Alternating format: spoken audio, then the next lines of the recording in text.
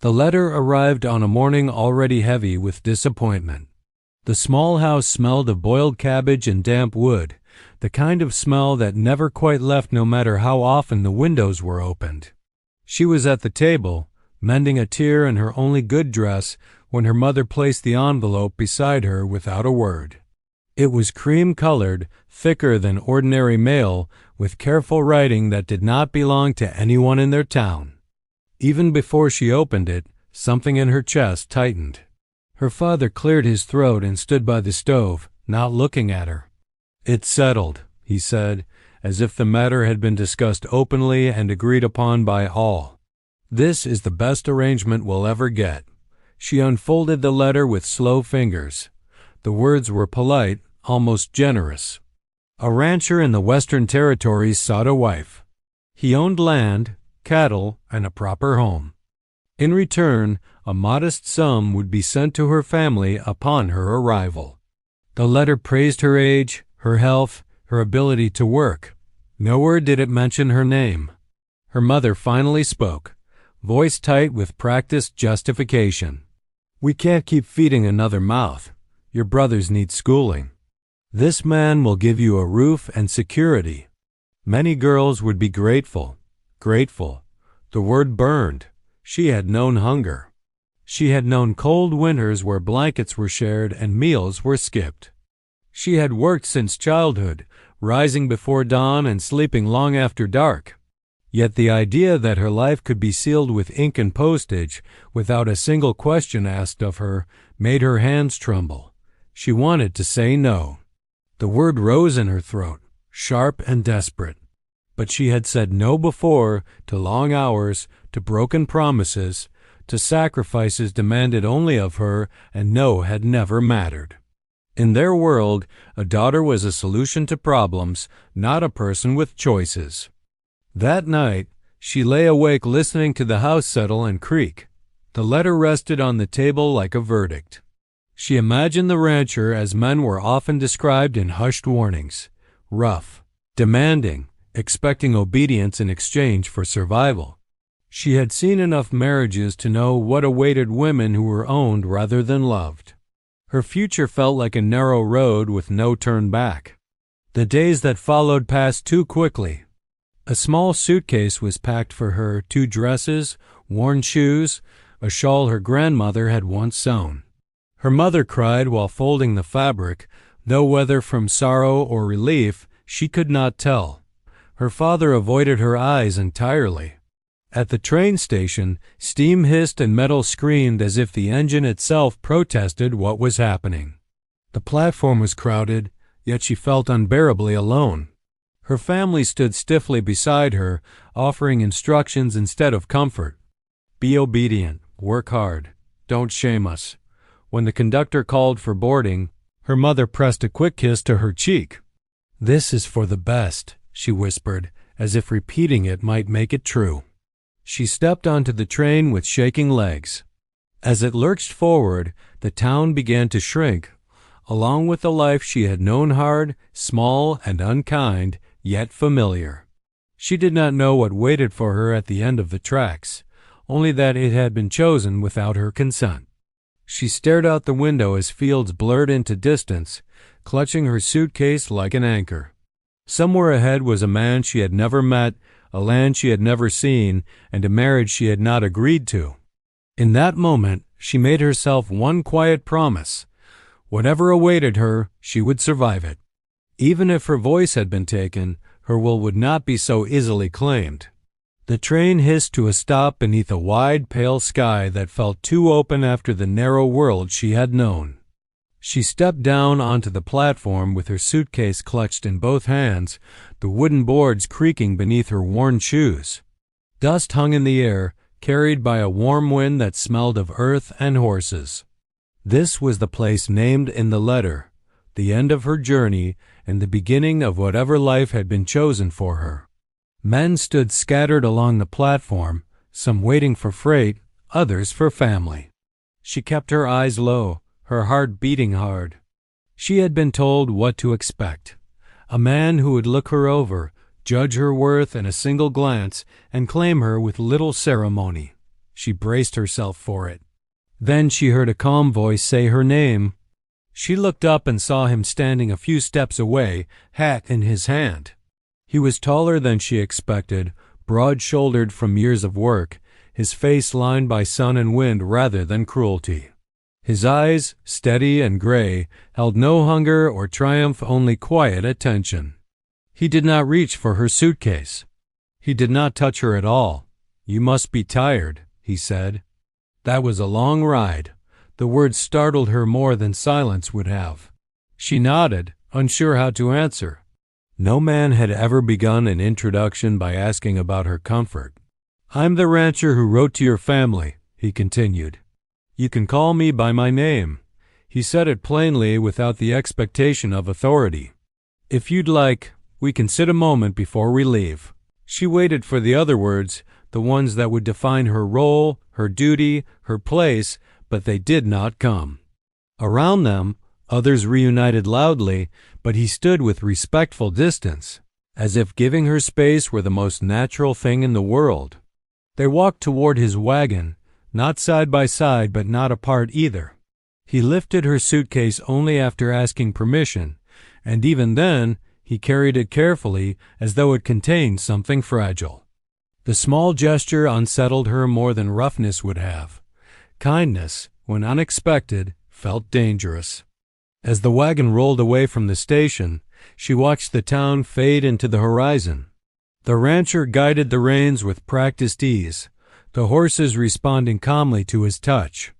The road stretched long and quiet before them. "I want to be clear," he said after a time, his voice even. "I didn't send for you to be owned or ordered. I needed a partner for this life, not a servant.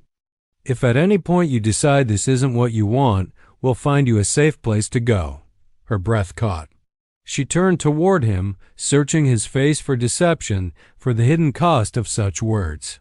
But his gaze stayed on the road, steady and unassuming, as if he expected no immediate answer and no gratitude. She had prepared herself for survival, not choice. His words left her unsure how to stand, how to think. Years of being told what she owed the world did not vanish in a single conversation. "You don't owe me anything today," he added quietly, as if sensing her confusion. "We'll take things one step at a time." The ranch appeared in the distant low buildings, open land, fences stretching toward the hills. It was not grand, but it was solid, honest, built by hands that valued endurance over display. As the wagon slowed, she realized her hands were no longer shaking. The fear had not disappeared, but something else had joined it, a cautious, unfamiliar hope. For the first time since the letter arrived, she felt the future loosen its grip just enough to breathe. She did not know who this man truly was, or whether his promises would hold. But as he helped her down from the wagon and pointed out the house that would be hers to rest in, she understood one thing clearly. This was not the arrival she had feared. And in that realization, the story she had been forced into began, quietly, to change.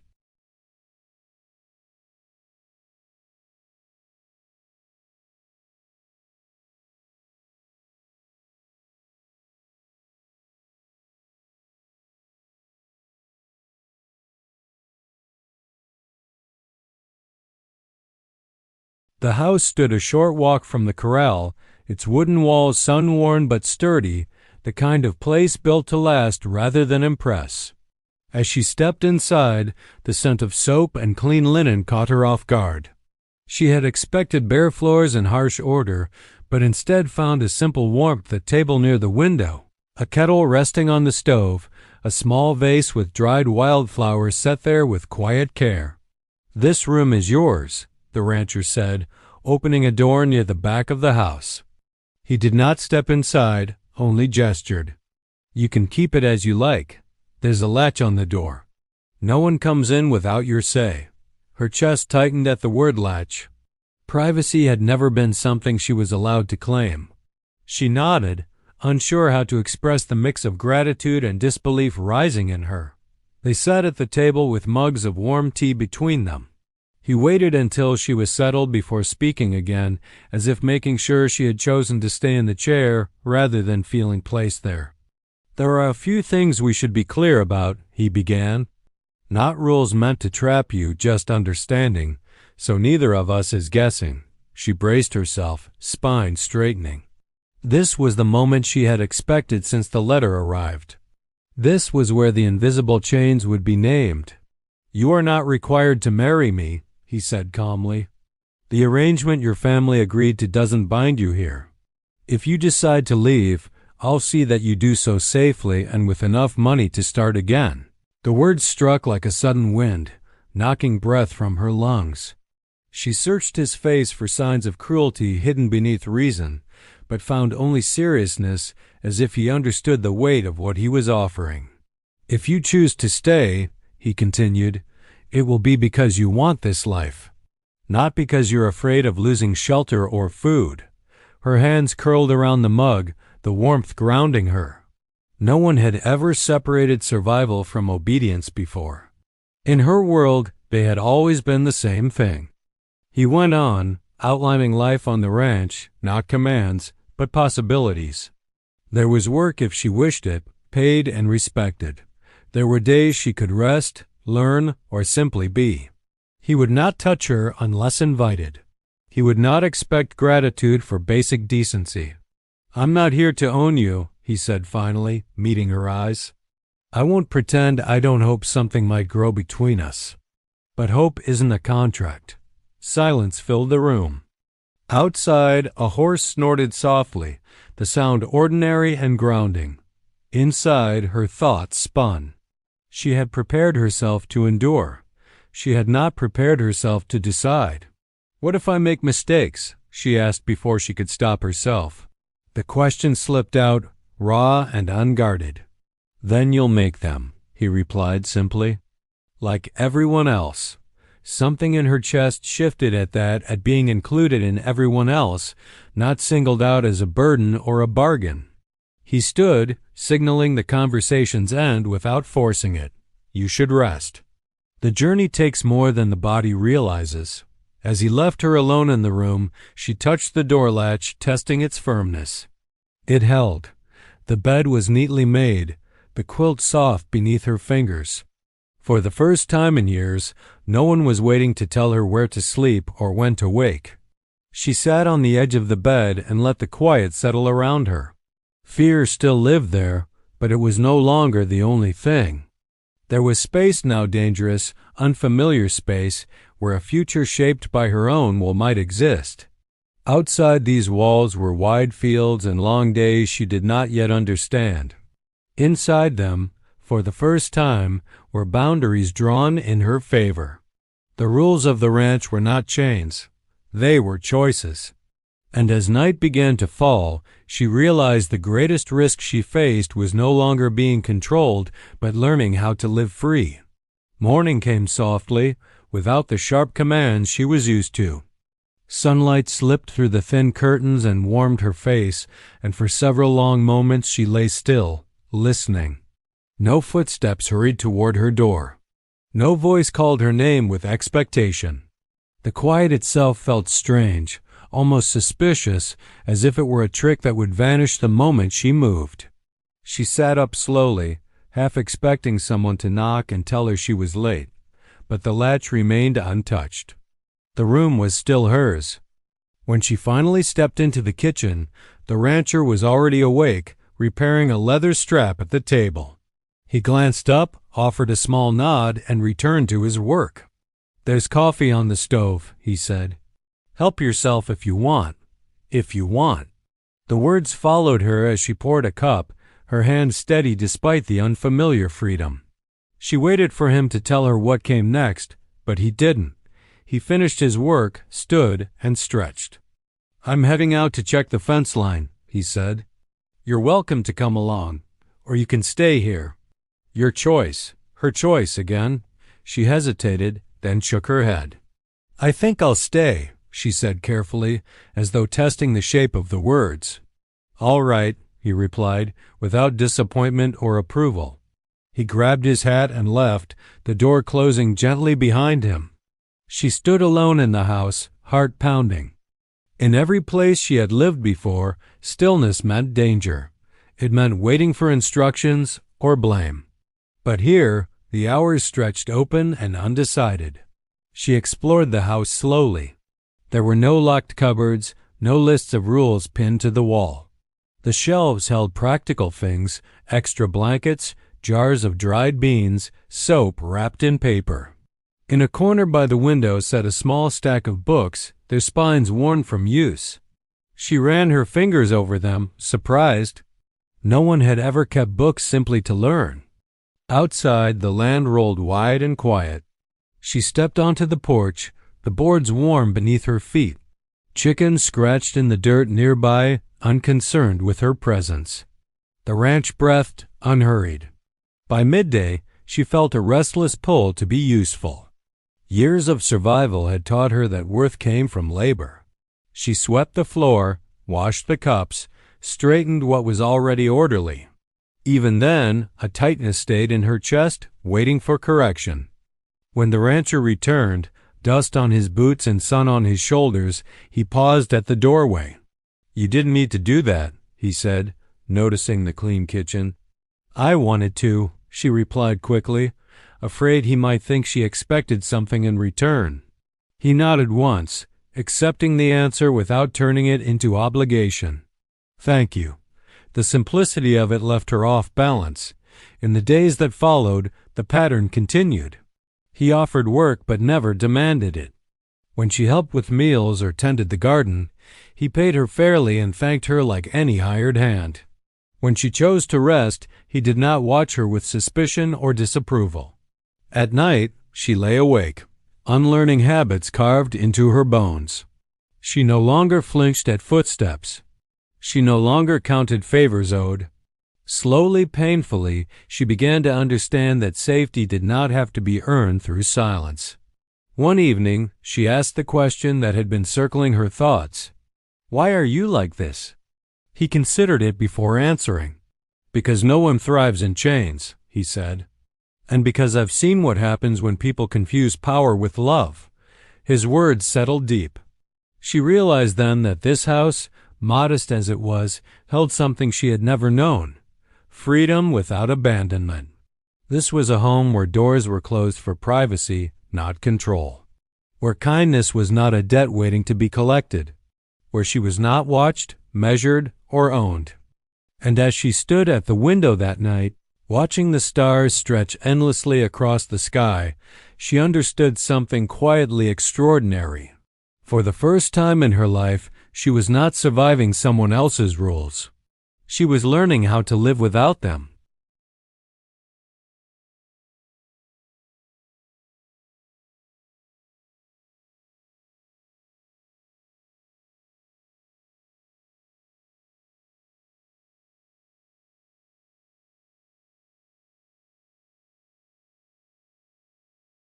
The longer she stayed, the more the past began to surface, not as distant memory, but as something restless and alive, rising in the quiet moments she now had time to feel.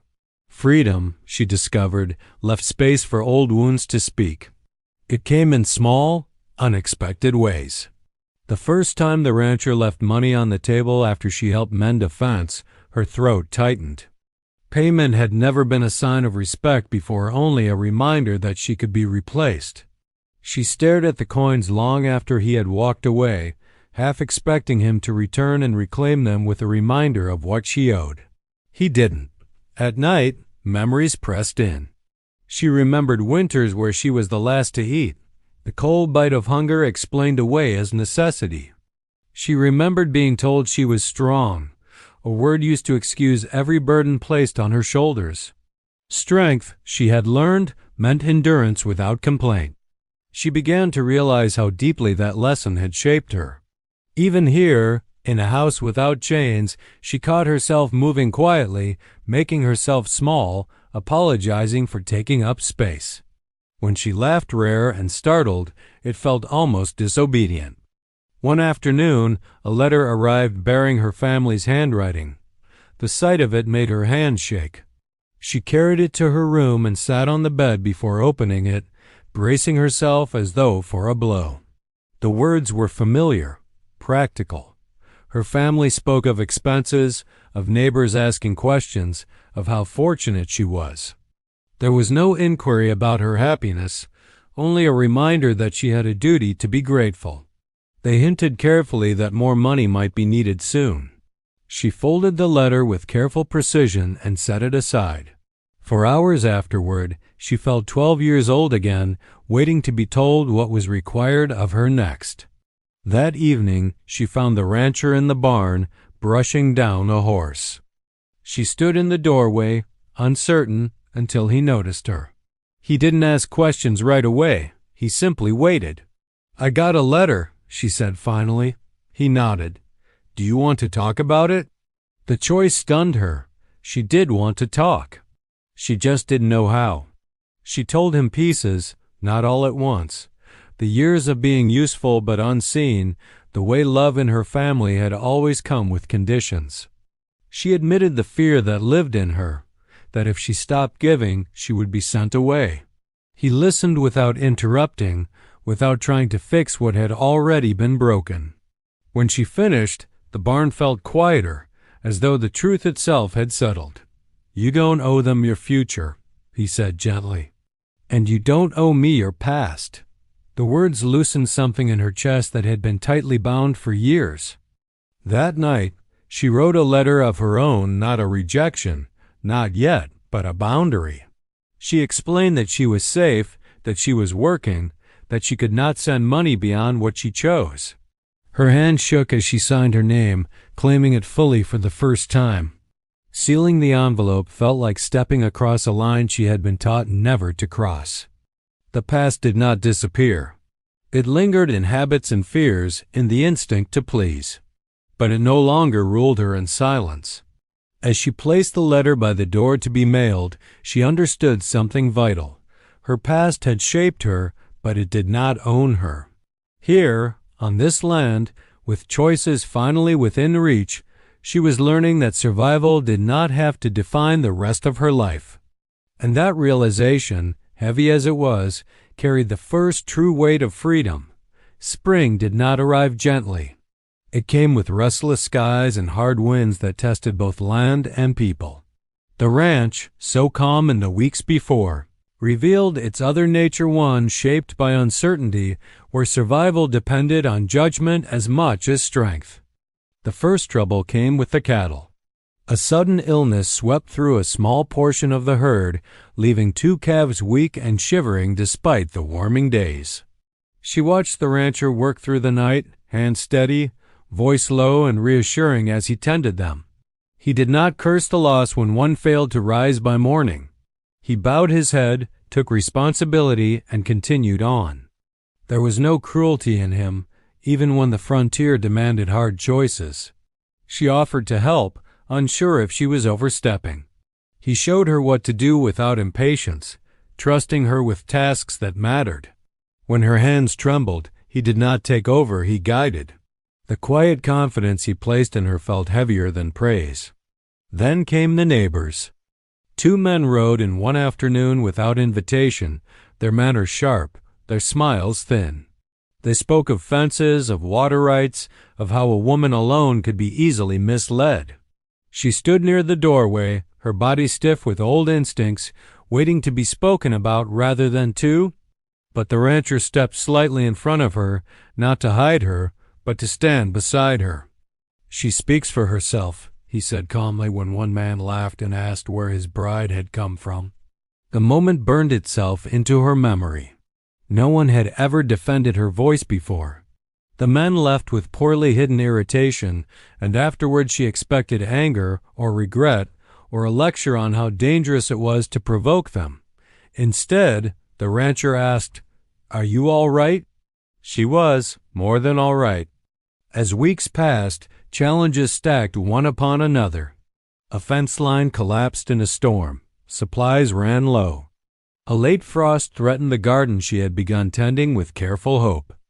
Each time, she watched how he responded, not with force or fear, but with persistence. Problems were faced directly, without blame. Slowly, she began to change too. She learned the rhythms of the land, the signs of weather in the sky, the patience required to build something meant to last. She spoke more freely, offered opinions, even disagreed. Each time he listened.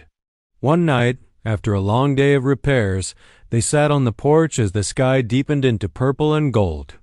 The silence between them was comfortable now, shaped by trust rather than uncertainty. "You don't have to stay through hardship," he said suddenly, not looking at her. "I won't think less of you if you choose another path." She considered the words carefully. The thought of leaving no longer came from fear but from curiosity. That alone told her how much had changed. "I know," she replied. "That's why I'm still here." The frontier tested them both, not as master and dependent, but as two people learning how to stand together without ownership. In the face of sickness, threat, and loss, she saw who he truly was. And in surviving those trials, she began to see who she could become.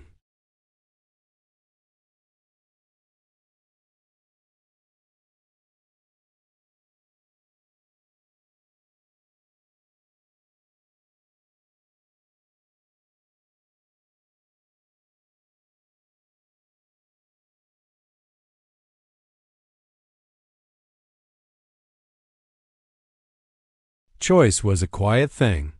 It did not arrive with celebration or certainty. It appeared in ordinary moments, small, almost invisible, asking to be noticed. She became aware of it one morning while standing in the yard, the sun just lifting over the hills. There was work to be done. Laundry soaking in a tub, bread dough waiting to be shaped, a section of fence still weakened from the storm. No voice told her where to begin. No consequence hovered if she chose wrong. The realization unsettled her. All her life, decisions had been made around her, for her. Choice had belonged to others' parents, circumstance, survival itself. Here, it rested in her hands, unfamiliar and heavy. She chose the fence. As she worked, she noticed how different her body felt when labor was voluntary. The ache in her arms was honest, not punishing. When she paused to rest, guilt no longer followed her like a shadow. The land did not demand more than she could give. Later that day, the rancher asked if she wanted to ride into town with him the next morning. "Or you can stay back," he added easily. "I'll come," she said, surprising herself with the certainty in her voice.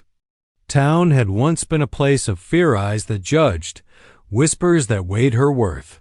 But walking beside him through the dusty street, she felt anchored, not hidden. He introduced her by name, not title. When shopkeepers addressed him instead of her, he redirected the conversation without comment, as if it were the most natural correction in the world. At the general store, she lingered by a bolt of fabric, fingers brushing the soft weave. She had never chosen cloth for herself before, only taken what was cheapest, most practical. "You can get it if you want," he said, noticing she hesitated. Then she shook her head. Not today. The choice mattered more than the object. That night, she wrote in a small notebook she had found among the book's thoughts, questions, fragments of dreams she had never allowed herself to imagine. A garden expanded. A room painted lighter. A life shaped slowly, deliberately. But choice also brought fear. One evening, she confessed it to him. "What if I choose wrong?" He considered her carefully.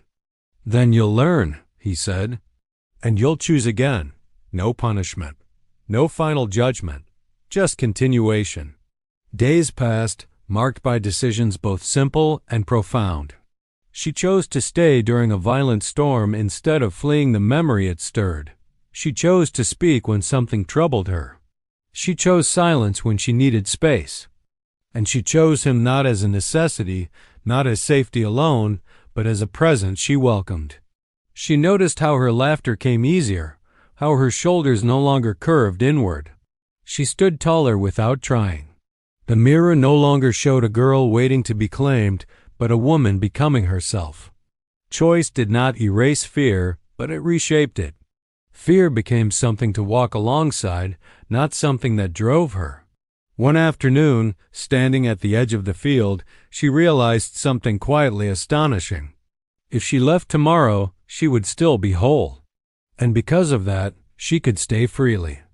That understanding settled into her like a promise. Her life was no longer a path laid out by others. It was a series of steps she chose, one honest decision at a time. Love, she learned, did not announce itself. It arrived the way trust had, slow, unassuming, built from what was never taken. There was no sudden confession, no moment she could point to and say this is when it began. Instead, it grew in the spaces between days. In the way he remembered how she took her tea. In the way he waited for her pace when they walked the fields together. In the way silence between them no longer needed explanation. She noticed it first in herself. One evening, she returned from the garden with dirt on her hands and exhaustion in her bones. He was at the table, reading by lamplight. When he looked up and smiled, not out of obligation, not with expectation, something warm settled in her chest. It startled her how natural it felt. Still, he did not claim her. He never assumed her presence meant permission. When their hands brushed while passing a plate, he pulled back slightly, waiting. The choice remained hers, always. And because it did, her fear never needed to rise to protect her. One night, after a long day, they sat on the porch as the moon climbed high. The air was cool, the world quiet. She spoke without planning to. "I've never known what it's like," she said, eyes fixed on the dark horizon. "To be wanted without being owned." He turned toward her, careful even then. "You still don't owe me anything," he said. "I know," she replied. "That's why this feels different." The words hung between them, fragile and true. From that moment, something shifted, not in his behavior, but in her courage. She began to let herself lean closer, to meet his gaze instead of looking away. When she reached for his hand, she did it slowly, giving herself time to listen to her own heart. He did not tighten his grip. He did not pull her closer than she chose. His hand was steady, warm, present, and nothing more. Love, she realized, could exist without possession. It could be something offered, not demanded. They spoke honestly then, about hopes and hesitations. He admitted he feared crossing a line that could never be uncrossed. She admitted she feared losing herself if she let love take root. "We'll go as slow as we need," he said, "even if that's slower than the world expects." In the days that followed, affection deepened without pressure. A shared smile across the table. A quiet laugh at the end of a hard day.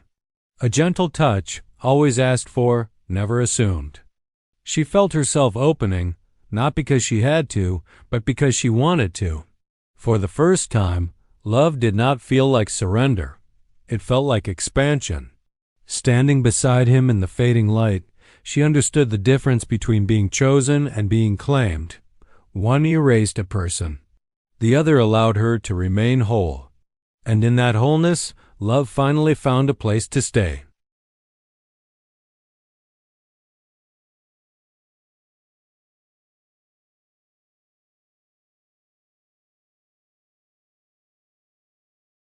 The letter arrived on a dry afternoon, carried by the same routine hand that brought seed catalogs and spare parts.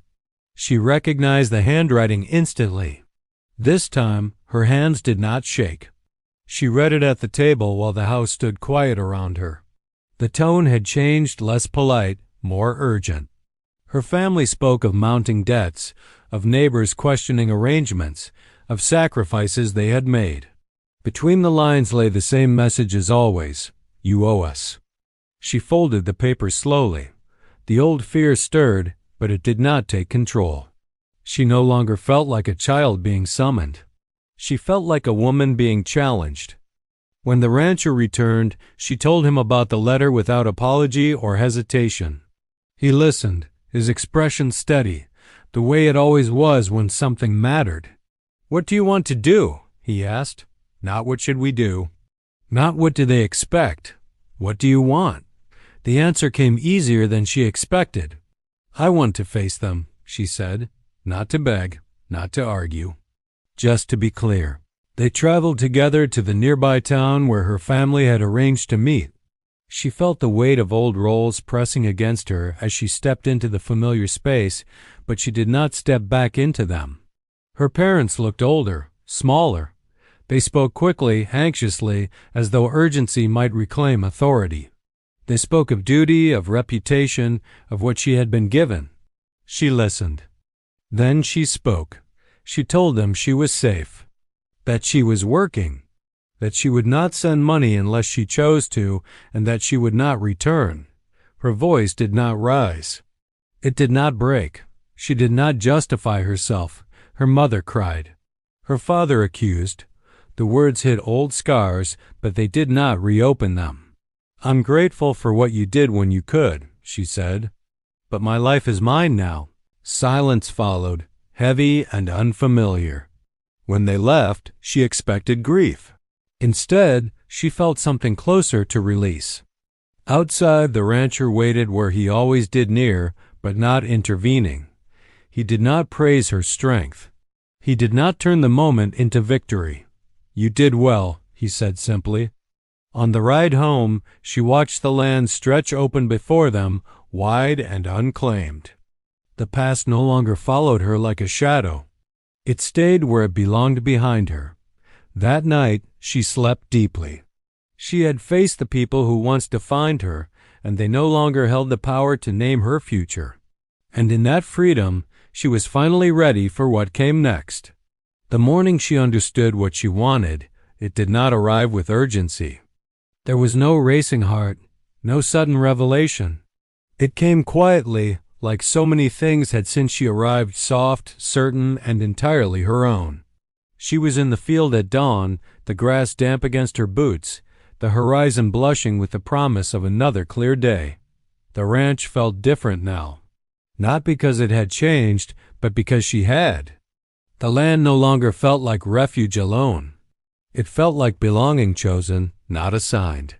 When she returned to the house, the rancher was already awake, seated at the table with his coffee. He looked up as she entered, that familiar calm in his eyes, and smiled.